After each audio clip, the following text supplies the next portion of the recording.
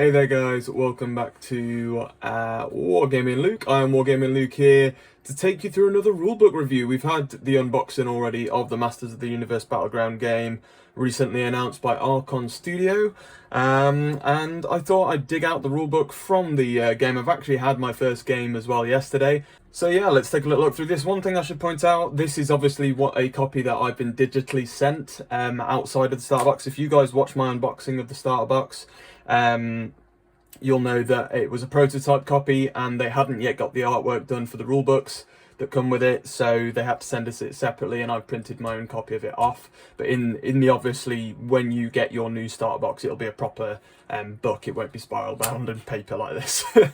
But this is what we've got. This is the official rule book though, so everything in here is what you'll get. There's also a separate book you'll get in the starter set called the Battlegrounds book, which essentially has all your match play board layouts, so your different scenarios to play will be in that book, and also how to build a proper deck for the game. Anyway guys, let's get into the rule books. A quick special thank you to our sponsors, Board in Brum. You can shop over there for all your wargaming needs, from Games Workshop to Atomic Mass Games and many other companies, and look into their events that they have on pretty much every weekend. Thanks to those guys, and you can go and check out the link to their store in the description below this video. Table of contents here, we've got the overview components, we've got basic concepts, so going into the force, the characters and the battleground.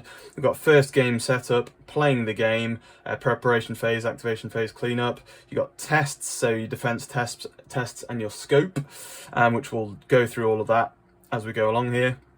Character actions, so these are all the different actions you can get into. Additional rules, and we've got all sorts. I'm not going to list all of these, but you guys can see us there anyway pretty clearly. Then you've got credits, index, quick reference, always nice to have that, and a glossary at the back for a few different keywords. So there we go, let's get into the overview then. This is more or less what you get in your starter set.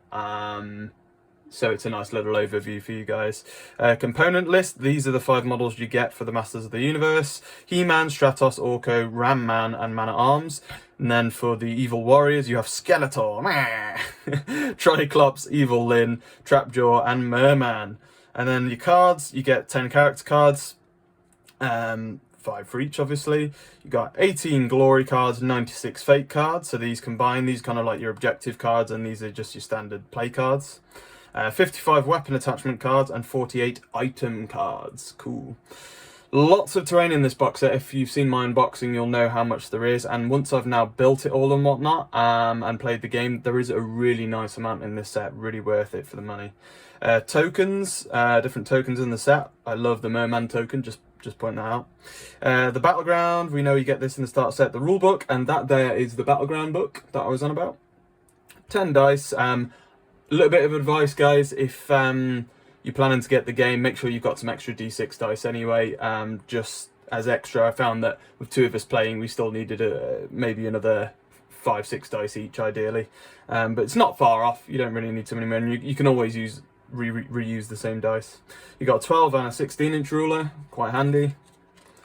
And you move on then, starting to get into the rules and whatnot. So basic concepts, it's just telling you about a force here, so you pick your force. These are the 2 icons, Masters of the Universe and Evil Warriors.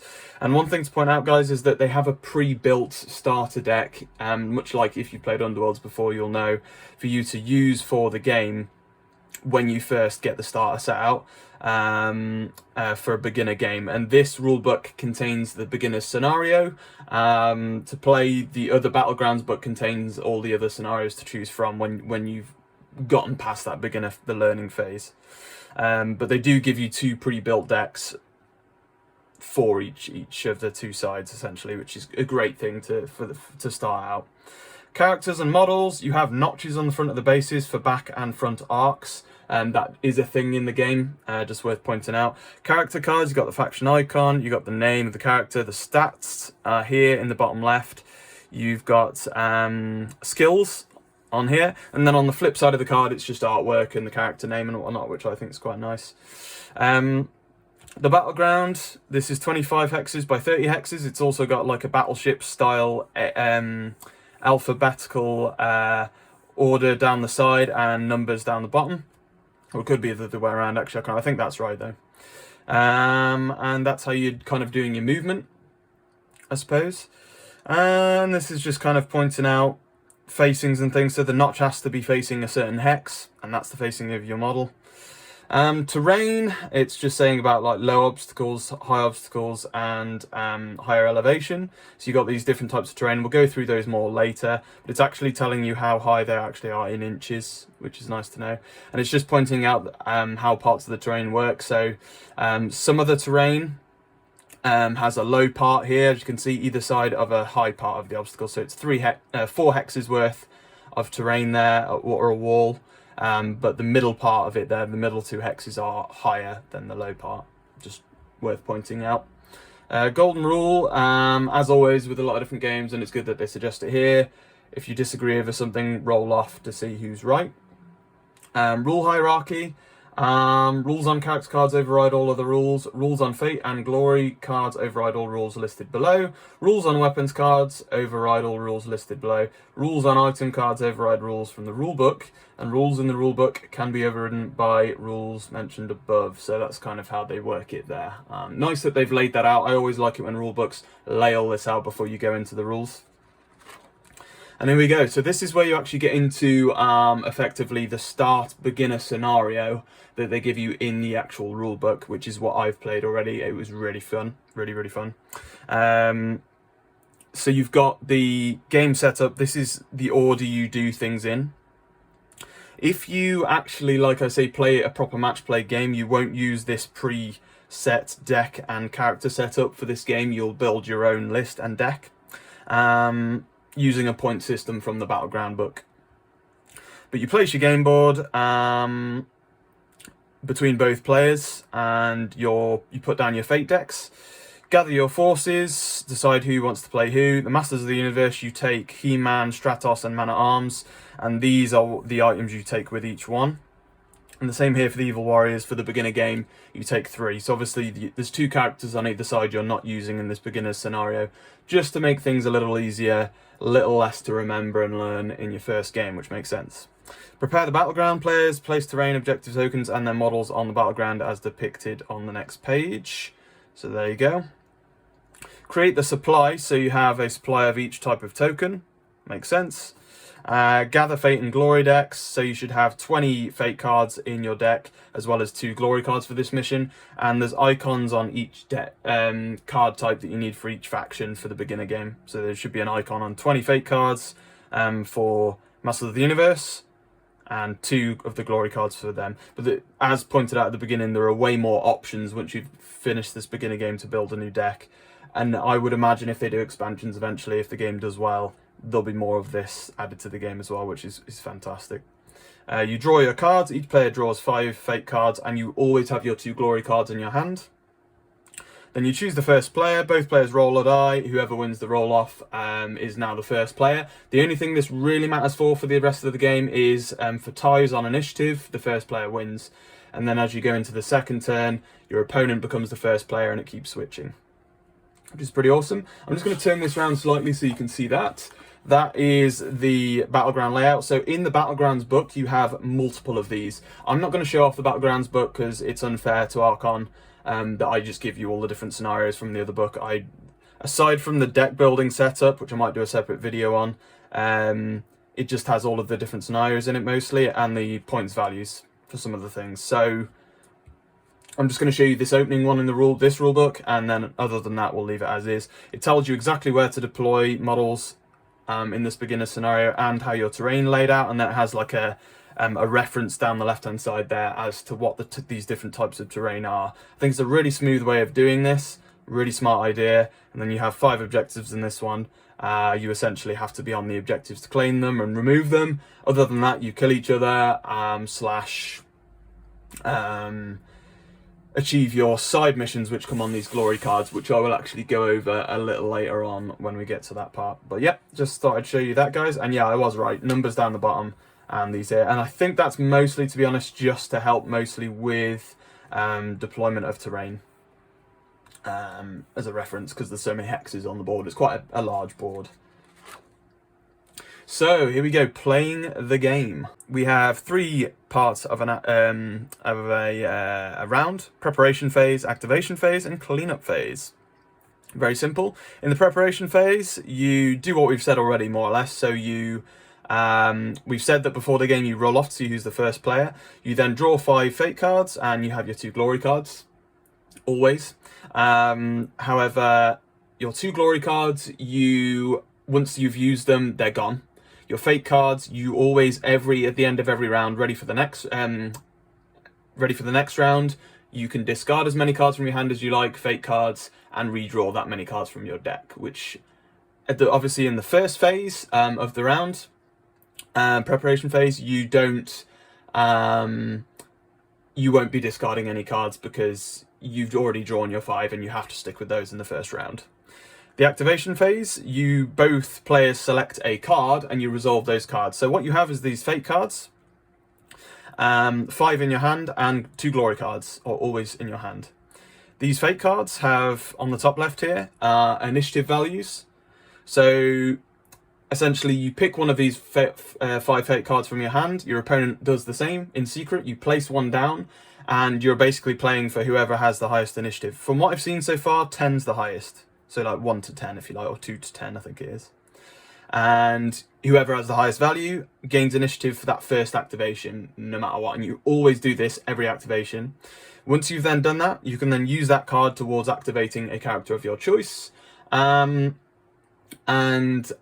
then you assign whatever it says on that card to their activation points, etc.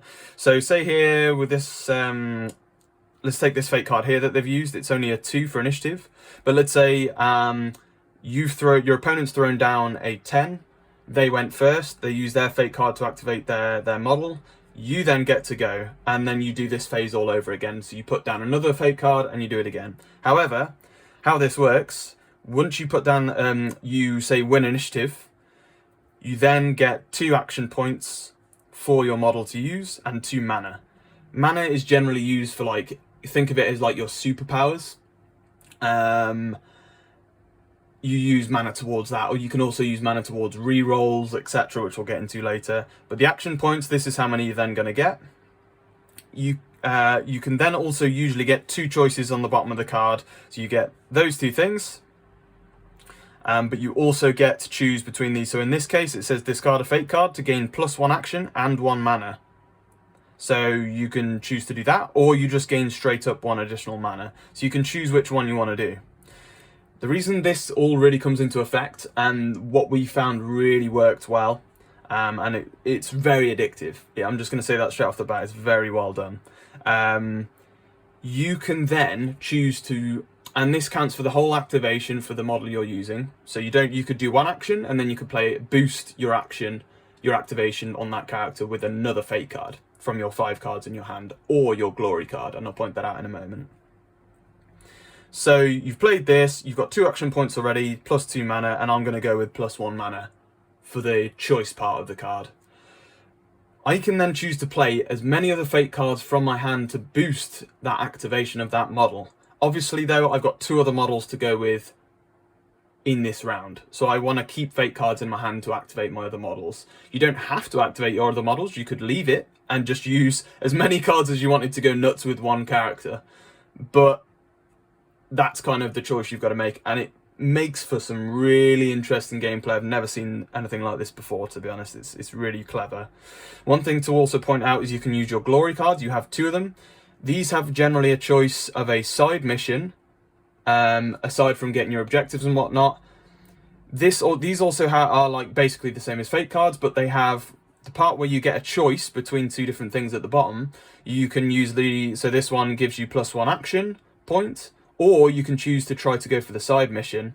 This side mission then has to be completed by the character that's activating in that turn. So generally you want to play the glory card first and then boost it with fate cards for more action points.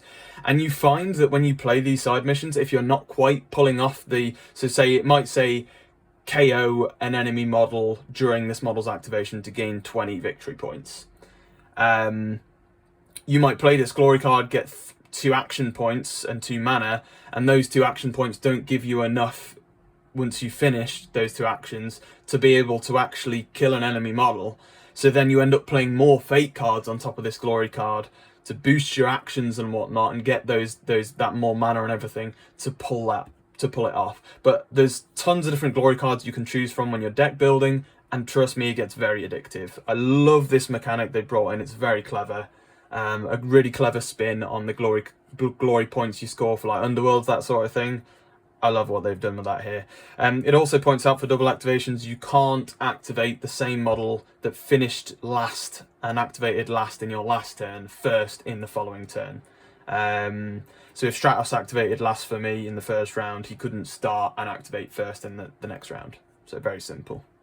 So I think that's covered most of how the deck works for the most part.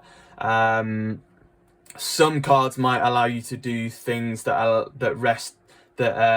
last for the whole activation. Some might not. They might be instant, but there's many different things, and they create all sorts of different circumstances. And you obviously want to choose between good initiative on cards and keep those back for initiative, and you want to use some for plays and whatnot as well. And you've only ever got these 2 glory cards once on a character, so you want to use these at some point during the game. But all games last 4 rounds, so you do this process 4 times, essentially activating all your characters. Or potentially you could pass, but I believe if you choose to pass, you can't activate anything else then for the rest of the round. So quite interesting.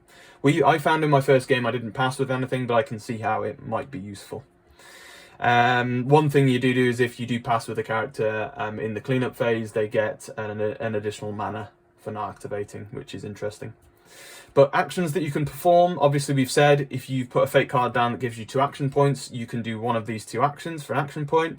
There's no such thing really as long actions. The only thing that does happen, so you can choose to focus, move, attack, or use an active skill.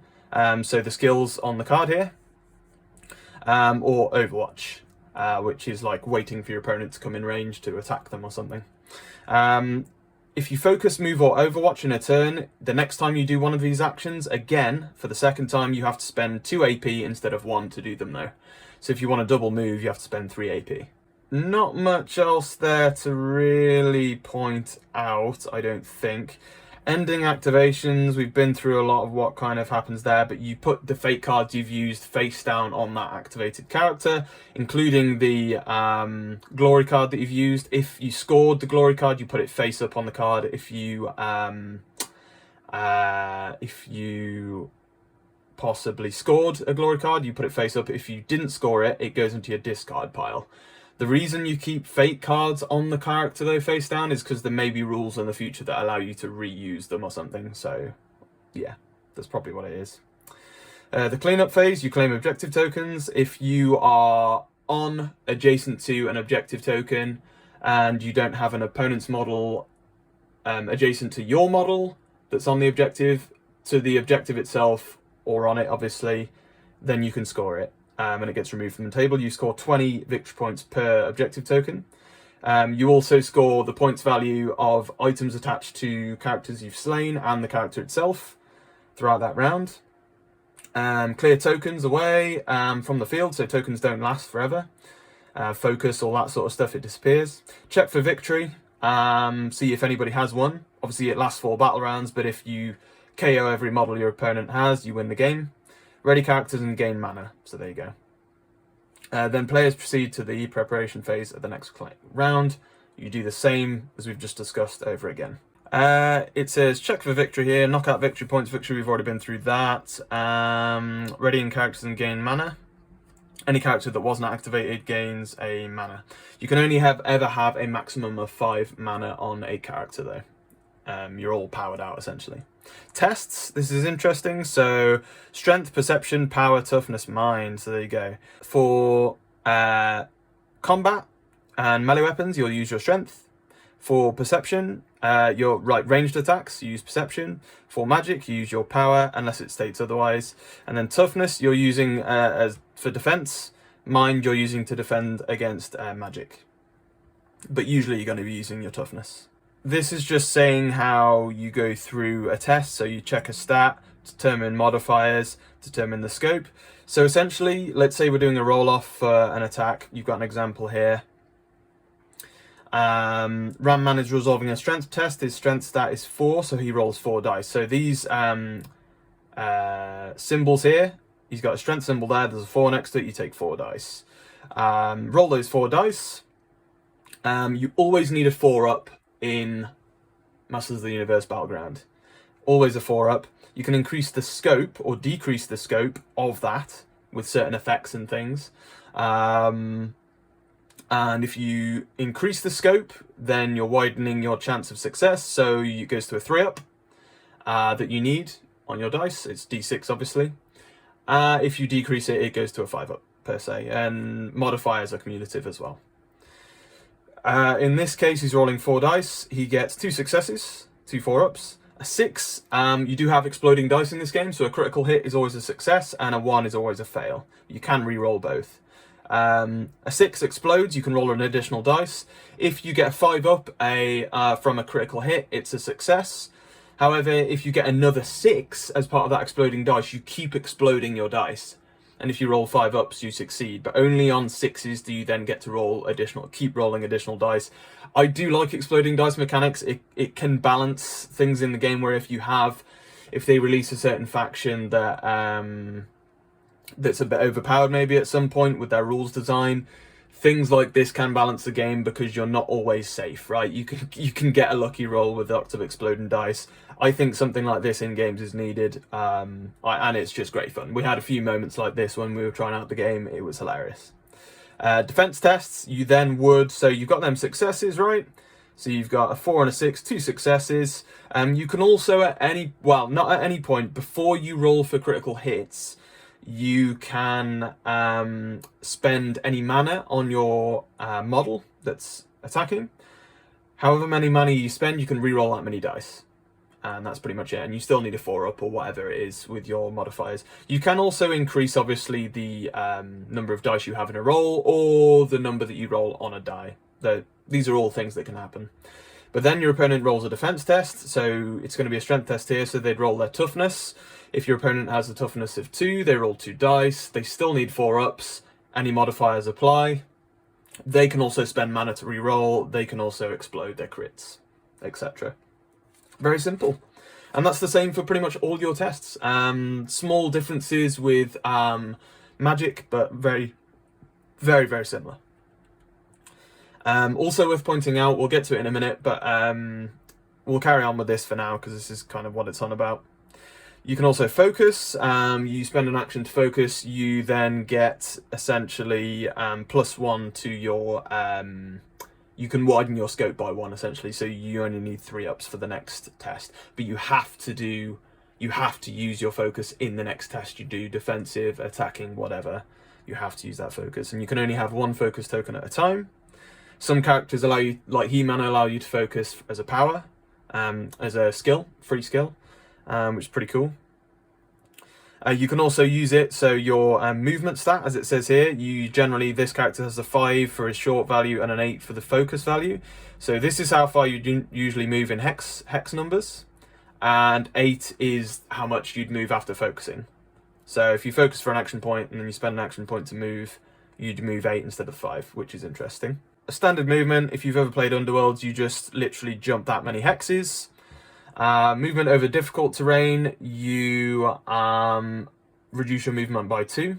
Movement over low obstacles, you pretty much just ignore 2, from what I can remember. Oh no, here we go. So during a move action, a character can spend 3 movement points to move from any hex that shares a border with a portion of low obstacle terrain. So there you go.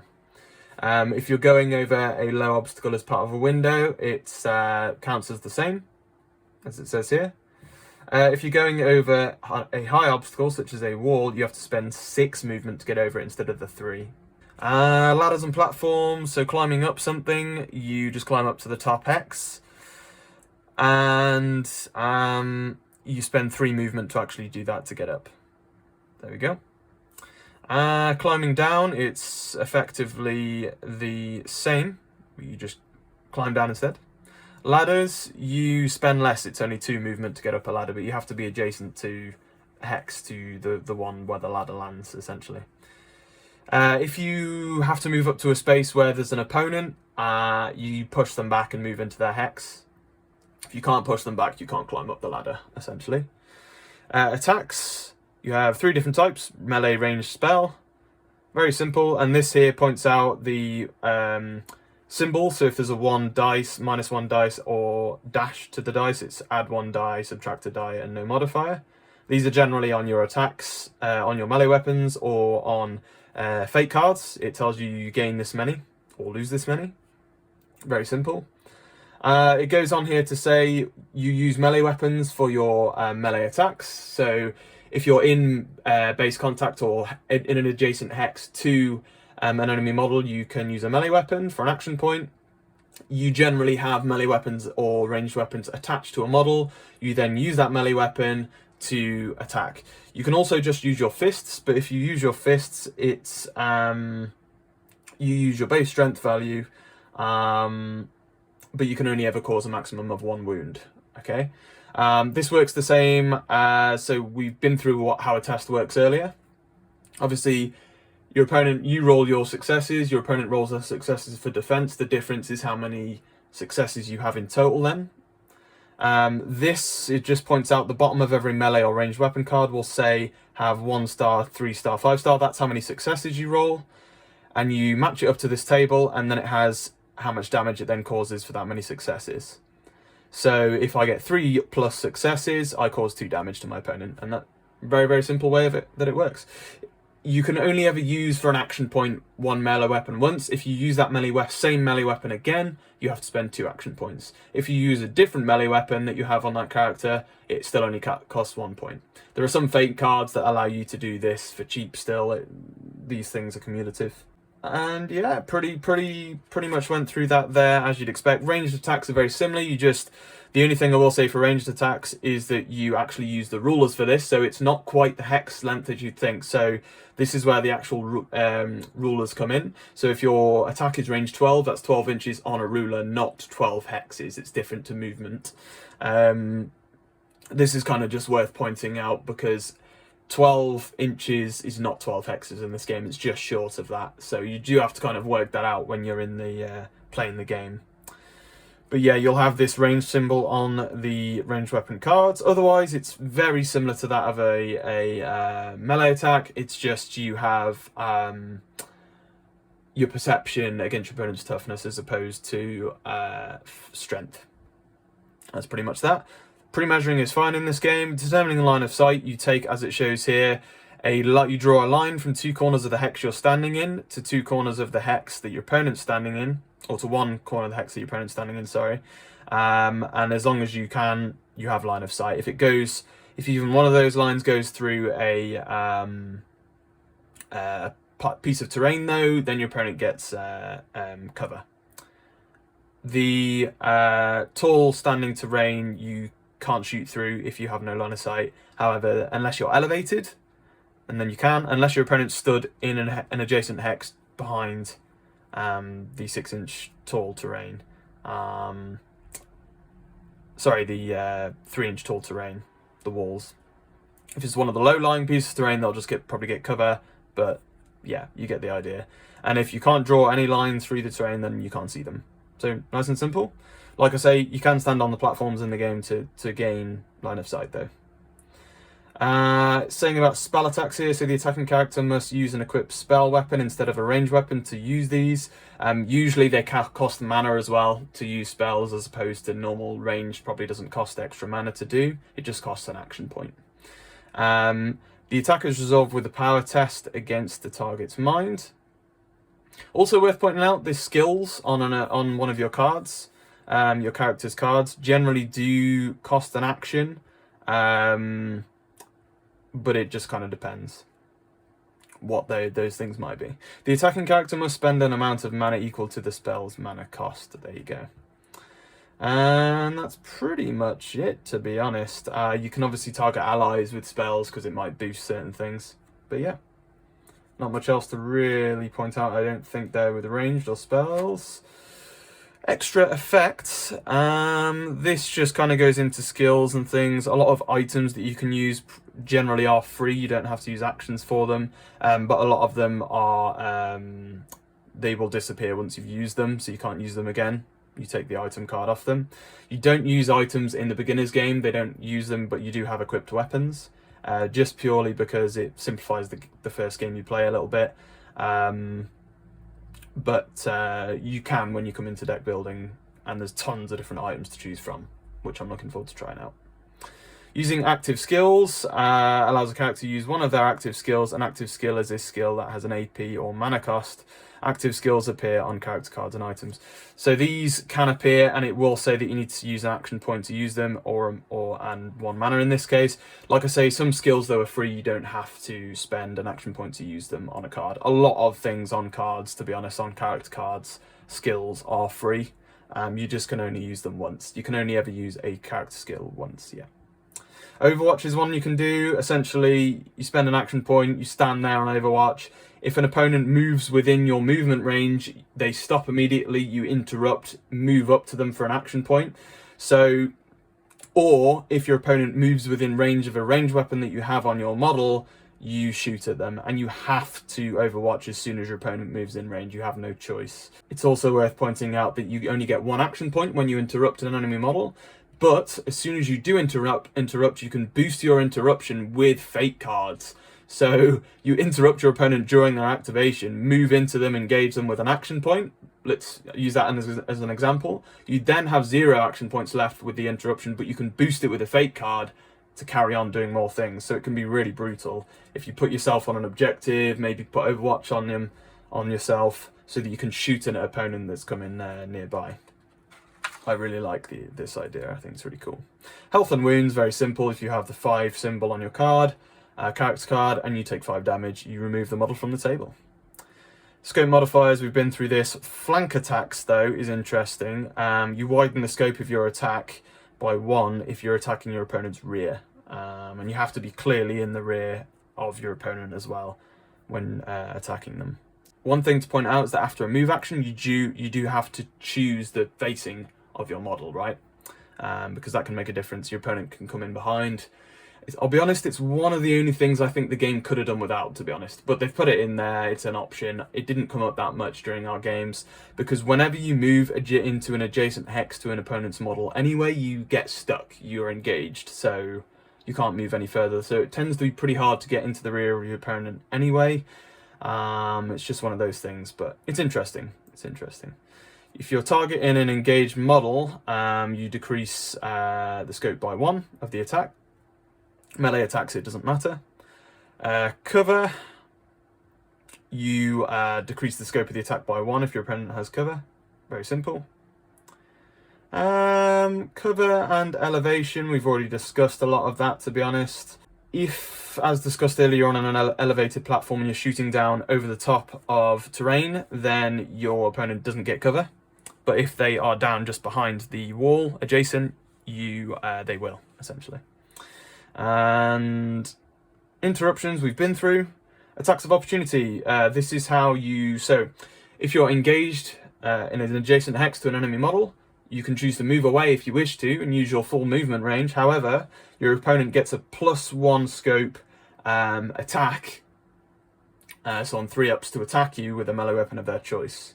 It can be quite brutal, so you can try and stop your opponent getting away. So you get that free attack of opportunity and then if you get away, you get away. That's it, and that just costs an action point because you're just moving away, right? So pretty simple. Area attacks, if you have an area attack, you just attack an opponent and then you attack anybody else within range of the target model, and you do it in sequence. What else have we got here? So buffs and debuffs, these came up only a couple of times during our beginner's game because we didn't have many items and things, obviously. You have quickness, enhancement, protection, regeneration, cripple, blind, knockdown, and curse are then your debuffs. So the way these work, if you have a buff on you, you can never have a second buff. If you put a second buff onto your card, the same character card, it removes the first one that was on them. Same with debuffs. If they have a debuff on them, they're not cumulative, so the next debuff replaces the old one, essentially. And they all do different things. I'm not going to go through them all now, but yeah, those are the ones that you have. Skills, you have active and passive. So active you use straight away. Passive, they last the rest of the possibly round or activation. It might well point that out. A mark is interesting. One that came up in our beginner's game, which was really fun. Merman can actually drop his marker on the table, which is classed as a puddle. And a mark, essentially, you place it within a certain range of your model, and then that mark is like a token on a hex. And it will say like 2 hex range from that mark. So in the case of Merman's ability, you leave a puddle of 2 hex range from that token. And anybody that stands within 2 hexes of that token is stood in his puddle and is classed as being in dangerous terrain. And he gets buffs to anybody that he hits that's stuck in the puddle. It's hilarious. It's really good, really cool idea. So that's how those work. Targeting in tests, if anything says that you have to target a friendly or enemy model as part of the ranged ability or whatever, your opponent or your ally model has to then face you with their mark on their base. Change their positioning to face you. Free actions we've discussed, they don't count towards your action points. Side missions we've discussed, you have to do it during that character's activation or the card gets discarded and there's no chance of doing it again. Moving on, items we've said already about those more or less, but there's 3 different kinds: trinkets, shield and armor. Some of these will last the game, some of them are disposable. Once they're gone, they're gone. So things such as like gain an extra action point, for example. Mana we've already discussed. Movement effects, some things will say towards you, charging and teleporting. Teleporting, you just place the model, you don't have to move through terrain and things, and same for jump here, very similar sort of thing. Certain models have these effects, and things like teleport don't allow your opponent to overwatch when moving in range, because it's not classed as moving, you're just teleporting and dropping, which can be really handy. Skeletor can teleport his allies. Very, very cool. Push and pull, it's just telling you the difference between. Straight lines. Switching, you just change the models around. This, though, can be interrupted by Overwatch. Massive models, I'm not going to go through a lot because I'm not aware that they've got any massive models out yet. But these are just general rules for using massive models in the game. We'll leave it there for you guys to take a look at if you wish to. This just goes through effect timing, as you'd expect. More detail on that there. But yeah, I think that more or less brings it to the end. You've got the credits to all of the authors, the game testers and whatnot, the index, and on the back you've got a lovely rules reference, quick reference to the rules, which I always appreciate, so thanks Archon for doing that. It gives you a lot of what you need to know, the icons and things for the character stats and whatnot. Makes it nice and simple. And the rounds and things. It only took half a game for us to get most of the rules down for this, guys. Much simpler than it kind of looks. It's really good fun. Let me know, guys. We've been through the rulebook there. That is Masters of the Universe and how the rules work for you. I'm not going to go through the Battlegrounds book, but like I say, I've mentioned what's in there. Let me know if you're picking up Masters of the Universe Battleground, and if you're excited. Get ready for all of our other videos, our Let's Play and whatnot coming up. But otherwise, as always, guys, keep it here at Wargaming Luke for all things Masters of the Universe Battleground. Make sure to check out our sponsors over at Board & Brum for all of your wargaming needs. And until next time, as always, guys, happy wargaming.